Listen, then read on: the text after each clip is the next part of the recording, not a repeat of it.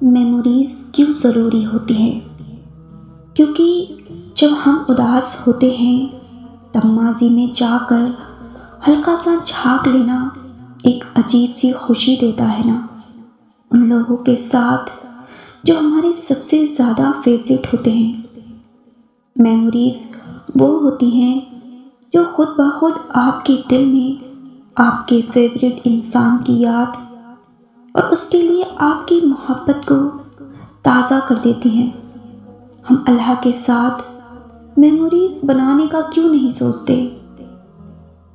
وہ جب آپ ذرا سے اداس ہوں، ذرا سا جب ایمان کا لیول کم ہونے لگے اور آپ مڑ کر اپنے ماضی میں جھانکیں تو ایک دم اللہ کی محبت بھی فوراً تازہ ہو جائے۔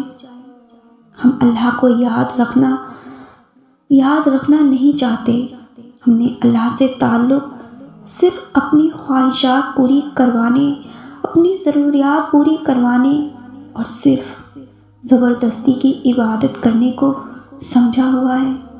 ہم اللہ کے ساتھ میموریز نہیں بناتے، ہم یہ ساری خوشیاں لوگوں سے منسلک کر لیتے ہیں، اور جب ہم اداس ہوتے ہیں تب ہم فوراً انہی لوگوں کو یاد کرتے ہیں جو ہمیں سب سے زیادہ پسند ہوتے ہیں۔ ہم انہی لوگوں سے بات کرنا چاہتے ہیں، ہم اپنے غم کو خوشی میں بدل دینے کا کریڈٹ بھی انہی کو دے دیتے ہیں۔ وہ کہتا ہے سو تم مجھے یاد کیا کرو، میں تمہیں یاد رکھوں گا، اور میرا شکر ادا کیا کرو اور میری ناشکری نہ کیا کرو۔ پتہ ہے پھر وہ سورہ الرعد میں کیا فرماتا ہے؟ وہ کہتا ہے جان لو کہ اللہ ہی کے ذکر سے دلوں کو اطمینان نصیب ہوتا ہے۔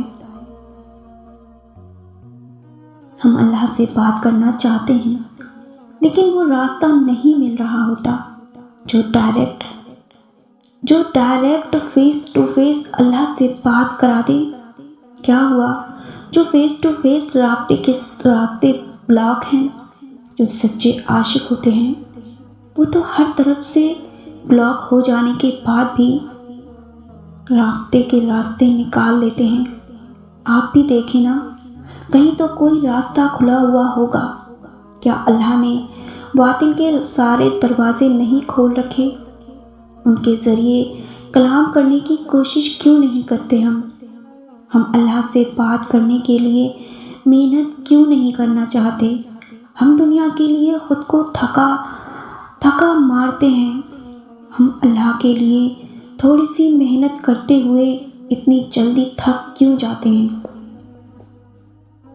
جب دل میں نیکی کرنے کا خیال آئے یا سامنے نیکی پڑی ہوئی نظر آ رہی ہو، بس اسے اٹھانا ہو، ریڈی میڈ نیکی سامنے موجود ہو، لیکن طبیعت میں سستی کی وجہ سے نیکی کرنے کا دل نہ کر رہا ہو، یا کچھ وقت کے لیے اسے ٹالنے پر نفس آمادہ کر رہا ہو، تو اس نیکی کو فوراً کر لینا چاہیے، کیونکہ اس سے ایک تو دل کو ایک دم بہت سارا سکون ملے گا اور وہ بے چینی ختم ہو جائے گی۔ دوسرا، ایمان کا لیول ایک دم پیک پر چلا جائے گا، جسے آسانی سے کم بھی نہیں کیا جا سکے گا۔ پھر آگے اور زیادہ نیکیاں کرنے کا خود دل کرے گا۔ اللہ سے دوستی کا مطلب یہ ہے کہ اسے ہر چھوٹی سے چھوٹی بات بھی جا کر بتائی جائے، اس کے سامنے اپنی ہر اچھی بری بات کا اعتراف کر لیا جائے۔ سب سے زیادہ لائل دوست کون ہوتا ہے؟ وہ جو اپنے دوست کو کبھی چھوڑ کے نہیں جاتا، چاہے وہ کبھی اسے ناراض کر بیٹھے، وہ اپنے دوست سے مایوس نہیں ہوتا، اسے مایوس کرتا ہے، نہ اسے مایوس کرتا ہے، نہ اسے مان ہوتا ہے اپنی دوستی کا۔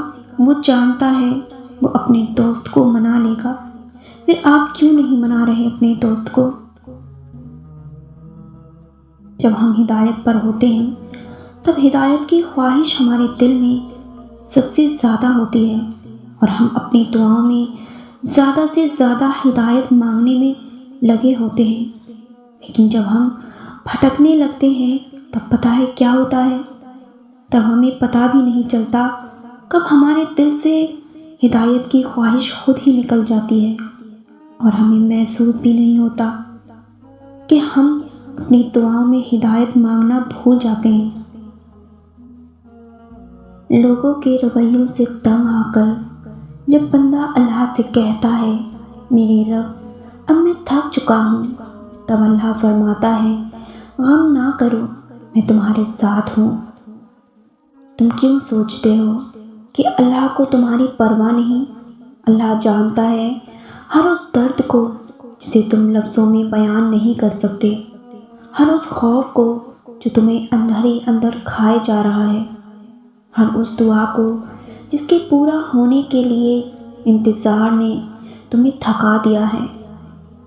وہ الودود ہے جو 70 ماؤں سے زیادہ محبت کرنے والا، وہ وسیلے وہاں سے پیدا کرتا ہے جہاں سے امید بھی پیدا نہیں ہو سکتی۔ وہ رب تمہاری مرضی کے مطابق تمہاری زندگی کو بدل دے گا، بس صبر کرنا اور یقین کامل رکھنا، وہ تمہاری کہانی مکمل کرے گا۔ اس کے یہاں دیر ہے اندھیر نہیں۔ وہ قرآن پاک بار بار کہتا ہے نا امید نہ ہو، کمزور نہ پڑو، مایوس نہ ہو، کبھی امید نہ چھوڑنا، وہ اللہ کبھی تمہیں تنہا نہیں چھوڑے گا۔ دعا کبھی بھی رائے گاہ نہیں جاتی، تمہارا انتظار، صبر اور شدت سے مانگی ہوئی دعا کبھی رد نہیں ہوتی۔ جو آنسو بہائے، جو درد سہے، اللہ تعالیٰ سب دیکھ رہا ہے۔ وہ کبھی بھی اپنے بندے کو بے اثر نہیں چھوڑتا۔ جب ہم تنہائی اور خاموشی میں دعا مانگتے ہیں تو ہم اس یقین کا اعلان کر رہے ہوتے ہیں کہ ہمارا اللہ تنہائی میں ہمارے پاس ہے اور وہ خاموشی کی زبان بھی سنتا ہے۔ جب تم تھک جاؤ، الفاظ بھی ختم ہوتے محسوس ہوں، تو اپنے خالی دماغ و دل کے ساتھ اللہ کے سامنے بیٹھ جاؤ۔ خاموشی سے کچھ نہ کہو، صرف اپنے رب کو محسوس کرو۔ وہ تمہاری خاموشی کو بھی سن رہا ہے، وہ تمہاری آنکھوں کی اداسی سے بھی واقف ہے، وہ تمہارے دل کے ہر زخم کو بھرنے والا ہے، وہ کچھ نہیں بھولا، وہ تمہاری ہر پکار کو سننے والا ہے۔ میں نے روتے تڑپتے ہوئے اپنے رب سے فریاد کی کہ کوئی میری سنتا ہی نہیں، تو میرے رب نے مجھ سے کہا سو تم مجھے یاد کرو، میں تمہیں یاد کروں گا، اور میرا شکر ادا کرتے رہو اور میری ناشکری نہ کرو۔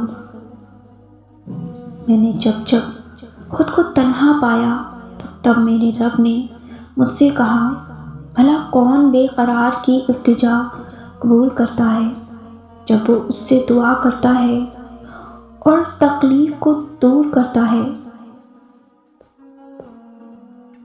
تقدیر تو اس کے اشارے سے بدل جاتی ہے، تم اس کے کن پہ یقین کر کے تو دیکھو، وہ بہتر کو بہترین کرنے والا رب ہے۔